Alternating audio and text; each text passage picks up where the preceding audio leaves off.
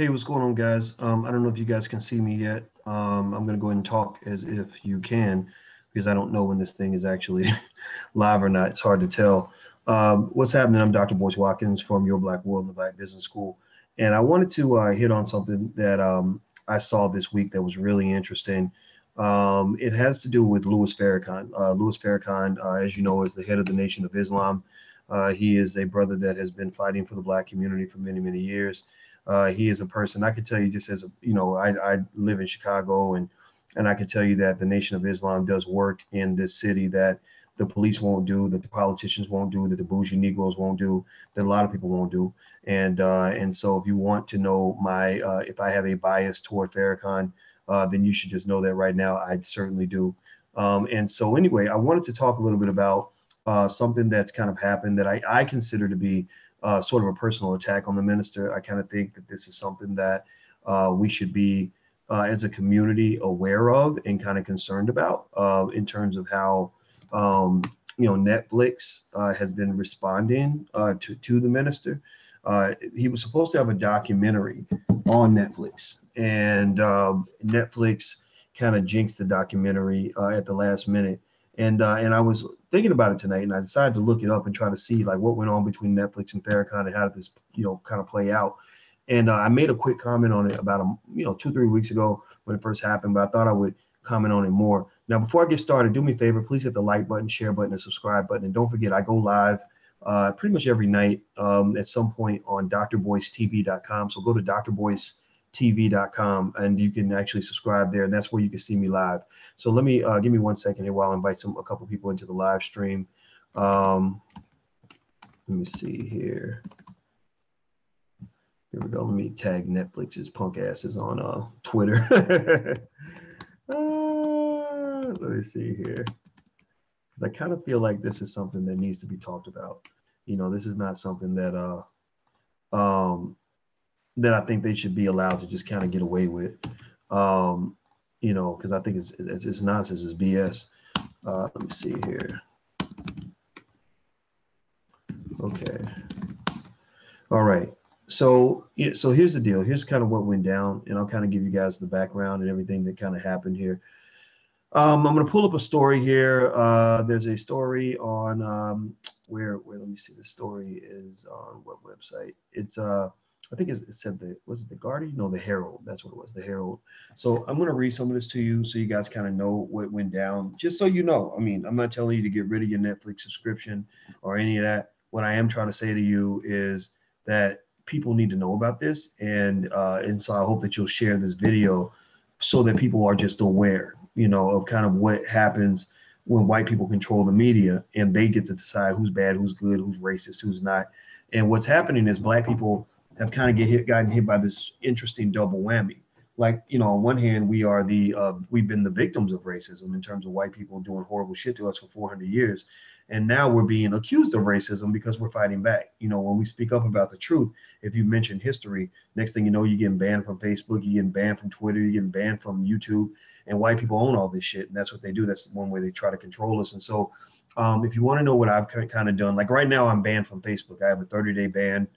They banned me. What did they ban me for? Oh, because I said that black people don't benefit from illegal immigration, that black people are losing jobs to illegal immigrants. And this is true. This is proven. This is, people can tell you everywhere what's kind of going on with that. And because I don't agree with illegal immigration, they banned me. They literally consider that to be hate speech. And I was like, well, what's hate speech about? I mean, I don't understand. How's it hate speech when I just simply say, I think that immigration is cool. I just don't think illegal immigration is cool. Just like, black people, when we do things illegally, we go to prison. We get sent to jail for 400 years. White folks, break the law. Immigrants break the law. And apparently they act like that's not supposed to matter. I know people that broke federal laws 40 years ago that are still locked down. So how the hell are you going to tell me that it's okay for somebody to illegally cross the border and break federal law, but it's not okay for a little kid in the hood to sell drugs or whatever to feed his family and then violate federal law like that? That's obviously a double standard, but of course you're black, so companies like Netflix kind of fall into that. They kind of support this ideology. So let me give you kind of the lowdown, the scoop on this situation with Netflix and Minister Farrakhan. According to the Herald, I'm so happy that Herald is reporting this. I don't know much about Herald.ng, but I think you should support this news outlet. Basically, they said Netflix has come under fire after it was confirmed that it would not be streaming the documentary of a prominent Black Islamic leader. Louis Farrakhan, the leader of the Nation of Islam, was set to have a documentary stream on Netflix for the 1st of August, but the streaming giant pulled the plug on the deal. The documentary was supposed to follow the life and musical career of the Islamic leader, who also cuts a controversial figure due to his anti-Semitic statements. So they're claiming that Minister Farrakhan is anti-Semitic. I've sat with the man. I've talked to him for hours. I've been to his house multiple times. And, you know, one of the interesting things that I observed is that he speaks pretty regularly about friends he has in the Jewish community, rabbis that he's cool with, rabbis that have come to his house for dinner. So, you know, this idea, this myth of him being anti-Semitic is just simply not true. He's basically said, but what happens is in the Jewish community, what they do is to protect themselves from the abuses that they inflict upon other people, they simply go on the offensive. Anybody who disagrees with what they say, anybody who says something that's critical, anybody who says something critical of the way that they're slaughtering Palestinians will be accused of being anti-Semitic. And because they control the media and they control so much of the wealth, et cetera, they're able to kind of push this bullshit narrative, this lie, this myth, this nonsense. And so that's why I tell Black people, you know, be mad about it, but pay attention. You know, we have to learn the power of controlling things as well, because when you control media, you get to decide what the truth is going to be. And the fact of the matter is that it's just a big lie. I mean, if you want to say Farrakhan has upset the Jewish community, yeah, you could say that. But I'm sitting here trying to figure out, you know, why you will say that a Louis Farrakhan is anti-Semitic, because he's told uncomfortable truths about the behavior of some parts of the Jewish community throughout the world, but yet it's not considered racist when all these Jewish guys are owning these record labels where they're calling Black people nigger every single day. You know, literally most of these hip hop labels where they promote the genocide of Black people, where they're doing to us what Hitler did to them by promoting our genocide through music. They're literally promoting our genocide when they're talking about Black men murdering each other and celebrating this. A lot of these labels are run by Jewish guys. Go look at who owns these companies. A lot of times it'll be, you know, Barry Katzman or you know, Rolf Heimenberger, whatever the hell. You know, it'll be some Jewish dude. So my point is, like, you know, I think that we just need to continue that narrative. I'll probably end up getting banned from social media too. That's why we created Blag Enough. Blag Enough is our Black social media platform. If you haven't joined Blag Enough, BLAGGENUF, BLAGGENUF. Blag Enough is a place where we go. That's our social media platform where it's freedom of speech. Do what you want, say what you want. Blagenough.com. Tell your friends and your family. Join Blag Enough, because that's where we can actually be free. But anyway, you know, because remember, Facebook is owned by a Jewish guy too, if I'm not mistaken. Mark Zuckerberg, I assume the name Zuckerberg may have Jewish orientation, but maybe not. Maybe I'm wrong. I don't know. But it's some sort of ethnicity, right? Who knows? But anyway, so let me keep going. So basically, they said, also, the documentary had been listed on the lineup of programs to be streamed on Netflix in August. So it was already listed. They were already going to do it. It was already planned. According to a response from the streaming service, the show was not supposed to be scheduled and was only listed due to an internal communication. Oh my God, we didn't know that we had a loudmouth nigger coming on the network. So that was an internal miscommunication. We have to stop this guy. We have to make sure that nobody hears his side of the story. See, that's how you know somebody's racist. That's how you know that someone has an oppressive fascist mentality. When they don't agree with you and they define you before you even open your mouth, that means they don't want to hear what you have to say. So Netflix doesn't even want the world to hear Farrakhan's side of the story, because they know Farrakhan is smarter than them. They know Farrakhan has truth on his side. They know that Farrakhan is right about the horrible things that the Jewish community has supported all around the world. I mean, go dig up. Please go dig up, go do the research on what the Jews have been doing to the Palestinians. They are treated like double niggas. They're giving them the double nigger treatment in Palestine. They are killing those people. It's terrible. It's absolutely terrible. And they support all this. And then if you speak up on it, they're like, oh, you're anti-Semitic. No, fuck you. You're racist. You hate brown people. You are slaughtering these people. Again, you are the Adolf Hitlers to brown people all around the world. So how the hell are you going to tell me that I'm anti-Semitic because I'm telling the truth on your nonsense? It's stupid. It's stupid. It's stupid. Let me keep going. This is just making me mad. All right. So anyway, according to a response from the streaming service, the show is not supposed to be scheduled, blah, blah, blah. Farrakhan and his representatives are yet to respond to this new development. They have responded since then. I think the minister issued a statement on Instagram, as well as other social media outlets. So he did actually issue a statement. Now, Rabbi Marvin Heyer here, the founder of the Simon Weisenthal Center. See, notice the Jewish community, they have a lot of organizations that promote their propaganda. They have a lot of institutions that allow them to make sure that their voice is heard, that their narrative is out there, right? So that's something Black people need to learn as well. You know, they got their bullshit. We need to have our bullshit to counter their bullshit. Because I'll tell you what, but at the same time, I don't encourage lying. Because I think the good thing for Black people is that we aren't out here trying to hurt anybody. The Jewish, Israel, the government of Israel can be directly accused of many, many, many atrocities all around the world. You know, some of the stuff that's going on in Hollywood, the craziness, the promotion of the gay agenda in the Black community and all that. I mean, that can be linked back to what, is kind of happening in that community. So the reality is that Black folks, you can come on in.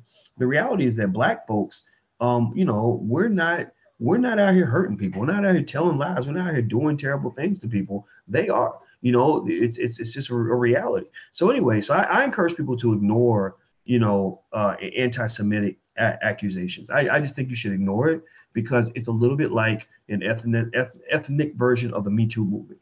Me Too movement would start off good, start off with, let's stop sexual assault. Great. Let's stop harassment. Great. Let's stop rape. Great.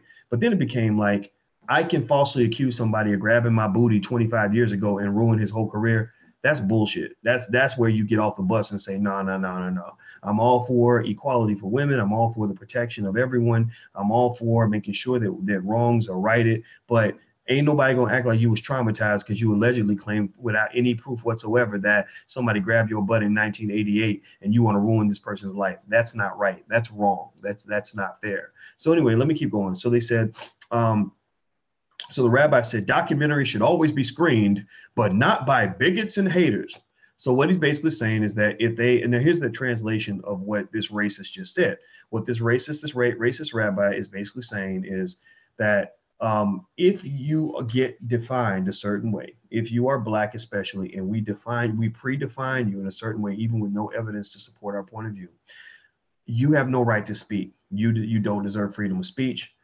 They don't want Black people to have rights. They don't want Black people speaking about the past. They don't want Black people being honest. That's pretty much what it is. And what's fascinating is that, with most prominent white people, most prominent white historical figures, you can point out things they did that were terrible, but nobody says they don't have a right to speak. Or nobody will ever say that George Washington shouldn't have a documentary on Netflix, even though he murdered slaves and held Black people captive and engaged in human trafficking and probably raped 100 Black women. Nobody says that, right? Oh, he's a rapist. He's enslaved people. He's a human trafficker. But yet we will celebrate him, whereas the minister Louis Farrakhan has never harmed a Jewish person in his life, not once. There's no evidence that I've ever seen anywhere of him getting together with the brothers in the nation and saying, that's a Jewish guy, let's go kill him. Ain't nothing like that. But there's plenty of evidence of George Washington doing that. Yeah. So Netflix will air a documentary by George Washington, but won't air a documentary by Farrakhan so that he can at least give his side of the story, his point of view. That, folks, is racism 101.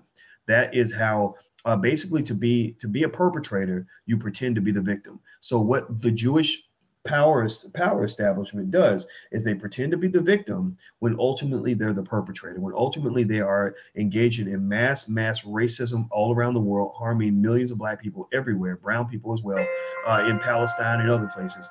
And they are hiding under this cloak of this accusation of anti-Semitism, and people are getting hip to the game. People are speaking up on it. People are like, wait a minute, hold up. And former President Jimmy Carter was like, wait a minute, you can't keep doing this to these Palestinian people, talking about you the victim. You don't look like the victim. How come you blew up a damn hospital with Palestinian children in it? You had one soldier die. They had 400 people die after that one soldier died, and you act like you the victim? You ain't no goddamn victim. Shut up. Just shut up. Seriously. So anyway, I just had to say this piece about Farrakhan. So unequivocally, without question, I support the minister. I think, basically at the end of the day, it's F Netflix. You can get out of my face. I think that everybody should know about this. And I think that everybody should understand this racism. And what basically happened, and this was another part of the article I didn't mention, is that basically it was acknowledged in the article that this rabbi called up Netflix. Again, this is how that Jewish power structure worked when they want to oppress black people. They called up the president of Netflix. And next thing you know, the president of Netflix is backpedaling, trying to make sure Farrakhan does not have a voice. So, I don't know how long I'll be on social media. They'll probably start coming for me because I'm telling the truth about this, and it's okay. I hope you guys will join us at Blag Enough because we have a little more protection over there. Although nothing is completely protected, but you just move, you keep moving around. So make sure you join Blag Enough and hang out with us over there. We won't restrict what you say. We'll let you do what you want to do. Also, drboystv.com. That's where I'm going to go live each night, or about once or twice a day, or maybe once every other day, something like that. But go to drboystv.com. Last but not least, don't forget the All Black National Convention takes place at the end of September. We need gathering spaces for Black people. We need spaces where our people can come together and be together, and because when you're together, you're stronger. So, if you want to know more about coming to the convention, go to allblacknationalconvention.com. That's allblacknationalconvention.com. There's a link also for those who can't make it but want to come via live stream. So, join us. So that's it. I'm about to go to bed. So you guys have a good night. And can I spell it again? Oh, Blag Enough. BLAGGENUF. BLAGGENUF. That's 2 G's, 1 F. Okay, so Blag Enough is our word. We invented it.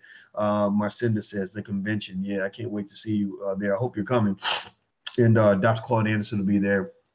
Kenny Gamble from Gamble and Huff.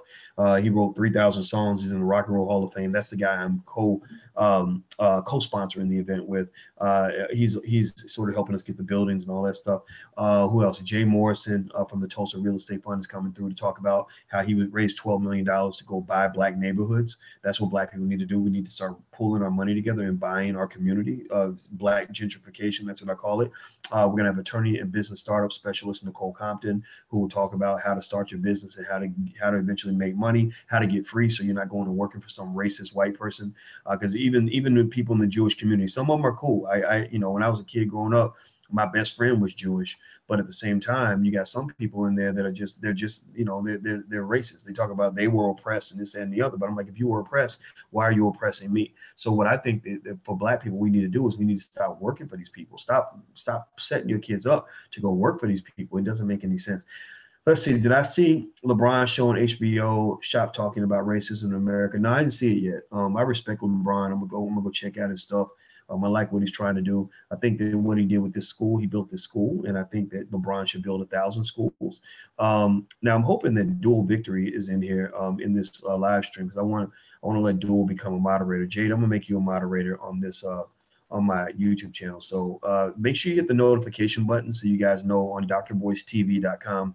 If you are listed, if you hit the notification button, you get notified whenever I go live. Also, if you want to connect via text message, that's another way I reach out to people.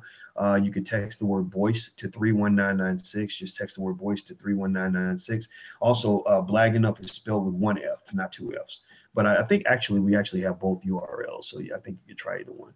But anyway, I'm about to go, guys. Have a good night. And last but not least, if you are looking for books for your children to read, Black empowerment books like my books, Dr. Claude Anderson's books, etc., you can go to drboycebooks.com. That's drboycebooks.com. So feel free to check that out if you want to get your kids educated. That's another thing that I really believe, and I will say this a million times. Black people must educate our own children. We cannot let other people educate our kids, because then they teach them the nonsense that our kids are being fed that's leading them to be oppressed. Like a white person will only teach a Black person to go work for another white person. A white person will never teach a Black person to work for himself. So don't depend on those who enslave you to give you keys to your freedom. You got to earn that on your own. So I'm out of here. Have a good night, everybody. And it was real. And I will see you guys soon. Be good. Peace.